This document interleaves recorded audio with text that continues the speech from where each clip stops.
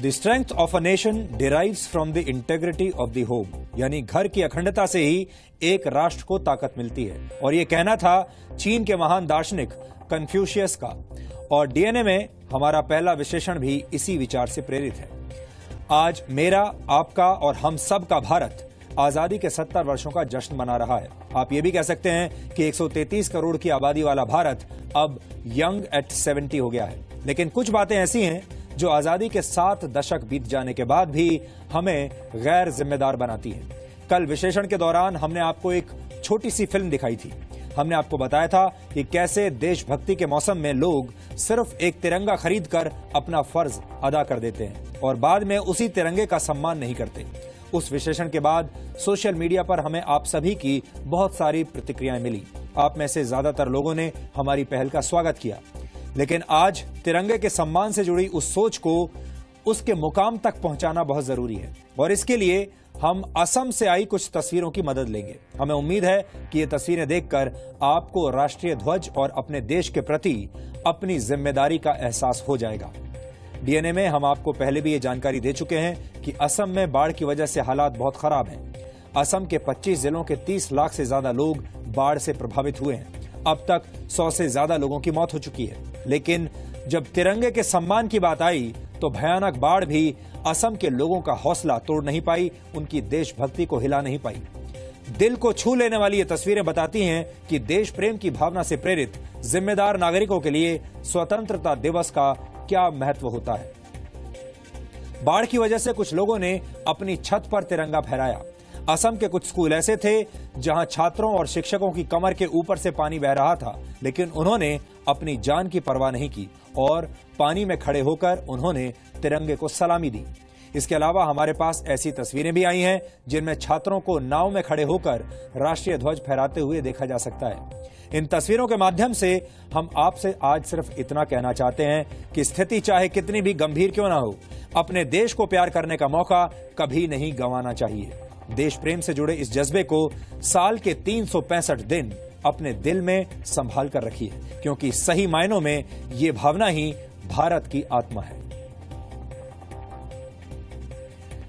असम के नागरिकों ने मुश्किल हालात में भी राष्ट्रवाद की जो भावना दिखाई वो हम सभी के लिए किसी प्रेरणा से कम नहीं है। लेकिन ये भी एक दुखद विडंबना है कि हमारे समाज में ऐसे लोग भी मौजूद हैं जो राष्ट्रवाद की पवित्र सोच के टुकड़े टुकड़े करना चाहते हैं, फिर चाहे इसके लिए धर्म के नाम का गलत इस्तेमाल ही क्यों ना करना पड़े। अगर कोई आपसे ये पूछे कि आप पहले हिंदू हैं, मुसलमान हैं या पहले भारतीय हैं, तो यकीनन आपका जवाब यही होगा कि आप सबसे पहले भारतीय हैं और अपने वतन को ही अपना पहला धर्म मानते हैं। लेकिन हमारे देश में तुष्टीकरण की राजनीति करने वाले कुछ नेता ऐसा नहीं सोचते। वो बड़े फक्र से कहते हैं रिलीजन फर्स्ट, इंडिया नेक्स्ट। और अफसोस की बात यह है कि उन्हें ऐसा कहते हुए बिल्कुल शर्म नहीं आती। एक ऐसे ही नेता हैं समाजवादी पार्टी के माविया अली, जो खुद को पहले मुसलमान कहते हैं और फिर हिंदुस्तानी होने का दावा करते हैं। दुख इस बात का भी है कि ऐसी सोच रखने वाले लोगों को वंदे मातरम और देश का राष्ट्रगान गाने में भी आपत्ति है। पहले आप ये आपत्तिजनक टिप्पणी सुनिए और फिर हम इस विश्लेषण को आगे बढ़ाएंगे। हम पहले मुस्लिम हैं, बाद में भारतीय हैं। नबी करीम ने मक्का छोड़ दिया, मदीना चले गए धर्म को बचाने के लिए। इसका मतलब यह है कि देश पहले नहीं है, धर्म पहले है। वंदे मातरम तो गाना मुसलमान के लिए जायज ही नहीं है, ये शिर्क है और न कोई भी मुसलमान वंदे मातरम कभी गानेगा न कभी गाया। वंदे मातरम कोई न आज तक किसी ने पढ़ा, न किसी मदरसे में पढ़ा, न किसी मुस्लिम स्कूल में पढ़ा, न कभी कोई मुसलमान गानेगा, न कभी मुसलमान कोई इसको पढ़नेगा। इस पे बिल्कुल क्लियर प्रेडिक्शन है कि हम इसे किसी कीमत पे भी गाने के लिए तैयार हैं, क्योंकि ये इसका गाना जो है वो इसको गाना, इसको पढ़ना धर्म के आड़ में आ रहा, हमारे धर्म के सामने आ रहा। तो अगर कोई भी चीज इस्लाम के आड़े आवेगी तो उस कानून को हम मानने के लिए न बाध्य हैं न तैयार हैं। अब आप अंदाजा लगाइए कि इस देश का कोई भी नागरिक इस देश का, अपने देश का इससे बड़ा अपमान और क्या कर सकता है, और वो भी ऐसे दिन जिसे हम स्वतंत्रता दिवस के तौर पर मनाते हैं। उस दिन उसने देश का इतना अपमान किया। अब इस विवादित टिप्पणी की पृष्ठभूमि पर गौर कीजिए। हाल ही में उत्तर प्रदेश सरकार की तरफ से एक आदेश जारी किया गया था जिसमें कहा गया था कि राज्य के हर मदरसे में 15 अगस्त पर राष्ट्रगान गाया जाए और उसकी वीडियोग्राफी करवाई जाए। आदेश में यह भी कहा गया था कि सभी मदरसों में स्वतंत्रता सेनानियों के बारे में छात्रों को बताया जाए और देश के लिए मर मिटने वाले शहीदों को श्रद्धांजलि दी जाए। और यही बात धर्म के नाम पर समाज में वैचारिक प्रदूषण फैलाने वालों को पसंद नहीं आई, अच्छी नहीं लगी। ऐसे में अब सवाल यह उठता है कि क्या राष्ट्रगान का भी कोई धर्म हो सकता है और क्या धार्मिक आधार पर राष्ट्रगान का विरोध करना सही है? स्वतंत्रता दिवस और भारत के राष्ट्रगान को धर्म के चश्मे से देखने वाले ऐसे लोगों की वजह से ही देश की अखंडता खतरे में पड़ती है। दूसरे देश हमारा मजाक उड़ाते हैं। ये ऐसे लोग हैं जिन्होंने देश के मदरसों के बीच नफरत और धार्मिक उन्माद की लकीरें खींच दी हैं। इससे भी बड़ी विडंबना यह है कि जब इस्लाम खुद इस बात को स्वीकार करता है कि वतन से मोहब्बत ईमान की निशानी है, तो फिर वतन से जुड़ी कोई भी चीज ईमान और इस्लाम के खिलाफ कैसे हो सकती है? राष्ट्र के खिलाफ या राष्ट्रवाद के विरुद्ध जब इस तरह की कोई भी प्रतिक्रिया आती है तो देश को गहरा धक्का लगता है, क्योंकि ऐसे लोगों के संकुचित नजरिए और बेहद छोटी सोच की वजह से समाज में नफरत फैलती है। भारत सर्वधर्म समभाव यानी सभी धर्मों के प्रति समान रवैया अपनाने वाला देश है और भारत के संविधान की शुरुआत we the people of India के साथ होती है। तो फिर क्या हम ये मान लें कि रिलीजन फर्स्ट इंडिया नेक्स्ट की बात करने वाले लोग भारत के संविधान में जरा सा भी यकीन रखते हैं, या फिर उनके लिए देश के संविधान से बड़ा उनका धार्मिक उन्माद है? आज इन सभी सवालों पर गहरा मंथन करने की जरूरत है। इसलिए हमने उत्तर प्रदेश के अलग अलग मदरसों में जाकर आज ग्राउंड रिपोर्टिंग की है, ताकि देश को यह पता चल सके कि किसके दिल में भारत बसता है और कौन धार्मिक उन्माद फैलाता है। हमें बहुत सारे ऐसे मदरसे मिले जो देश को सबसे ऊपर रखते हैं और धार्मिक उन्माद फैलाने वालों को नजरअंदाज करते हैं। आज ऐसे सच्चे मुसलमानों ने देश का सम्मान बढ़ाया है। हर कोई ऑफिसर उनको मिस कर रहा है, हर कोई स्टूडेंट उनको मिस कर रहा है, और हम लोग भी ये चाहते हैं कि जैसे उनने अपने देश के लिए कुछ करा वैसे हम लोग भी अपने देश के लिए कुछ करें। उमर फयाज हमारे लिए एक इंस्पिरेशन है, वो एक रोल मॉडल है। इससे हमें कश्मीर के बच्चों को एक इंस्पिरेशन मिलती है कि हम भी इसकी तरह बन सकते हैं। शहीद लेफ्टिनेंट उमर फयाज देश के सच्चे मुसलमान थे।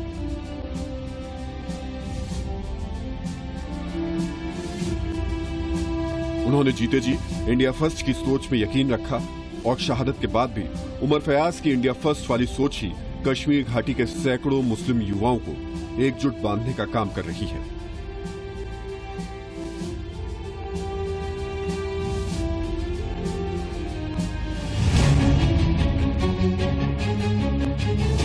लेकिन अपनी सुविधा के मुताबिक समाज में धार्मिक उन्माद फैलाने वाले और खुद को धर्म विशेष का ठेकेदार समझने वाले नेशन फर्स्ट नहीं बल्कि रिलीजन फर्स्ट का चोला पहनकर देश को गुमराह करते हैं।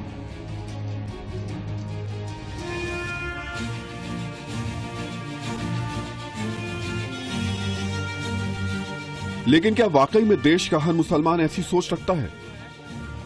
इसी सवाल का जवाब ढूंढने के लिए जी न्यूज की टीम ने उत्तर प्रदेश के कई मदरसों में जाकर ग्राउंड रिपोर्टिंग करने का फैसला किया।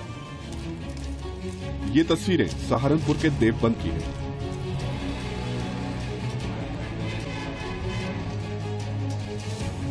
स्वतंत्रता दिवस के दिन दारुल उलूम की ऊंची मीनार पर तिरंगा बड़ी शान से लहराया। यहां देश के लिए मर मिटने की कस्में भी खाई गई, लेकिन अफसोस यहां पर धार्मिक सोच देश के राष्ट्रगान पर भारी पड़ गई।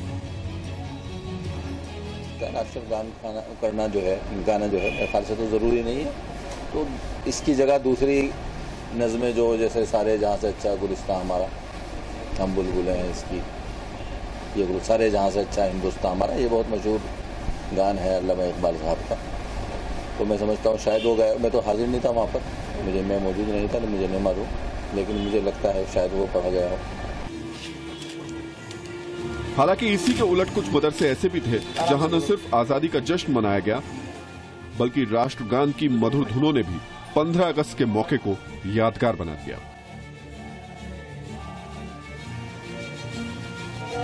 अब कानपुर की तस्वीर देखिए। यहां के मदरसों में राष्ट्रीय ध्वज फहराया गया।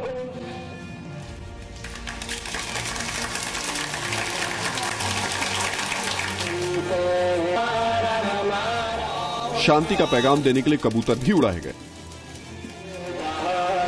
सारे जहां से अच्छा हिंदुस्तान हमारी की धुनें भी सुनाई दी,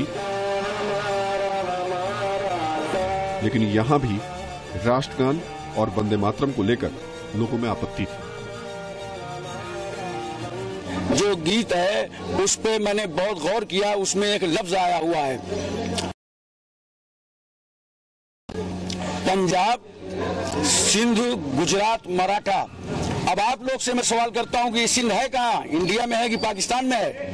आप मुझे बताइए, हमें बेवकूफ बनाया जा रहा है। पहले सिंध का लफ्ज हटा दिया जाए कि इस तराने के अंदर मुश्किल से 6 सूबों का नाम मिलता है, तो क्या आंध्रा कहाँ चला गया, हैदराबाद कहाँ चला गया, कश्मीर कहाँ चला गया? हमारा वतन नहीं है, हम छोड़ देंगे उसको? अपनी मिट्टी की हिफाजत करो, इसलिए कि तुम्हारी माँ है, तो इस मिट्टी की हम हिफाजत करेंगे, इबादत नहीं कर सकते। इबादत सिर्फ हमें खुदा की करते हैं। कुछ ऐसी ही तस्वीरें बरेली में भी देखने को मिली, जहां हाथों में तिरंगा लेकर आजादी का जश्न तो मनाया गया, राष्ट्रध्वज का पूरा सम्मान करते हुए ध्वजारोहण भी किया गया, लेकिन अगर कुछ नहीं सुनाई दिया तो वो था राष्ट्रगान। हमारा मुल्क है ये, तो ये इससे बड़ा तो हमारे लिए कोई और है ही नहीं। तो बेशक हम लोग इसको सैल्यूट करते हैं और हमारे लिए ये सबसे ऊपर है। लेकिन धर्म के बाद तो जो चीजें हमारे धर्म में रुकावट करती हैं, हम उनको मजबूर हैं थोड़ा सा। धर्म को मजबूरी बताकर राष्ट्रगान गाने से इनकार करने वाली सोच हमें मुरादाबाद में भी देखने को मिली। हम जो इस्लाम के मानने वाले हैं, वो फकत एक ही जात को पूरी कायनात का मुअस्सिर मानते हैं। उसमें कुछ बातें ऐसी हैं जो उसके खिलाफ है, इसे विरोध किया गया है। हालांकि जिस प्रकार एक व्यक्ति की सोच दूसरे पर हावी नहीं हो सकती, ठीक उसी प्रकार देश के प्रति प्यार और राष्ट्रगान के प्रति सम्मान को भी कोई किसी से छीन नहीं सकता। बरेली के एक मदरसे की ये तस्वीर इस बात को साबित करती है। भाई देखिए, आपकी मौजूदगी में सब काम हुआ है, साफ सुथरा काम हुआ है, किसी पे कोई क्रिटिसाइज नहीं हुआ है और ना हमारे यहाँ किसी पे क्रिटिसाइज किया जाता। क्या प्रोग्राम हुआ हमारे यहाँ? झंडा, पहले तो झंडा रोपण हुआ, फहराया गया, उसके बाद राष्ट्रीय गान क्या हुआ, उसके बाद सारे जहां से अच्छा हिंदुस्तान। ये वो लोग हैं जिन्होंने हिंदुस्तान की आज़ादी में हमेशा रोड़े अटकाए,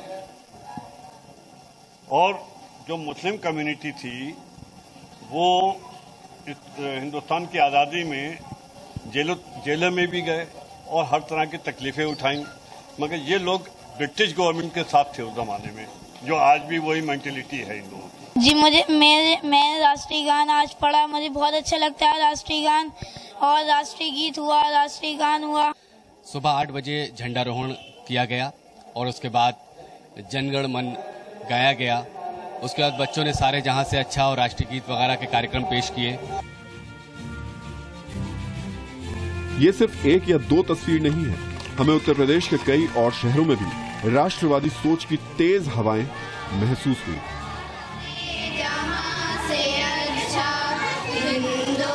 फिर चाहे फैजाबाद की बात हो,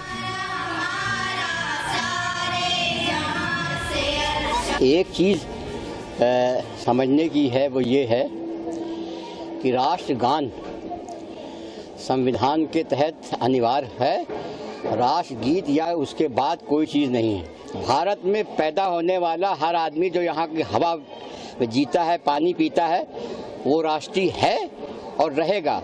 अगर उसके नहीं मानता है तो वो देशद्रोही है। वाराणसी की बात हो, हमें अपने वतन से मोहब्बत है, और वतन की मोहब्बत, जिस दिन वतन को आजादी मिली उस दिन को हम हर्षोल्लास से मनाते हैं, और जो कहते हैं वो उनकी इच्छा है, वो गलत कहते हैं। या फिर बरेली की मुस्लिम महिलाओं की बात हो, जो आज एक स्टैंजा पे ये लोग कह रहे हैं कि ये नहीं गाना चाहिए, हमें पता है उसका मतलब क्या है, तो उसी मतलब के साथ आज हम अपना नेशनल एंथम गाएंगे। जितनी भी मुस्लिम्स हैं, जो भी जितनी सुन्नी मसलक है, वो साथ में गाएगी। आज से 70 साल हमें कंप्लीट हुए, तो उन्हें 70 साल बाद याद आ रहा है कि ये स्टैंजा हमें नहीं गाना चाहिए। पहली बात तो ये, क्योंकि वो जो स्टैंजे की बात करें वो बिल्कुल सही है, उसमें कुछ गलत नहीं है। उसमें ये है कि हम भारत के निवासी हैं, ठीक है, हम उसे तरक्की पे लेकर जाएंगे, इसमें कुछ कुफ्र नहीं है। एकता और अखंडता की बुनियाद पर खड़े भारत को आज इन्हीं तस्वीरों की जरूरत है। भारत माता की जय, भारत माता की जय, हिंदुस्तान जिंदाबाद, जिंदाबाद, जिंदाबाद। ये तस्वीरें उन लोगों को भी करारा जवाब है जो खुद को हिंदुस्तानी कहने से पहले धर्म विशेष का बताते हैं। और इन तस्वीरों से उन लोगों को भी सबक लेना चाहिए जिन्हें भारतीयता पर गर्व तो है, लेकिन भारत की सोच और आत्मा को स्वीकार करने में वो असहज महसूस करते हैं।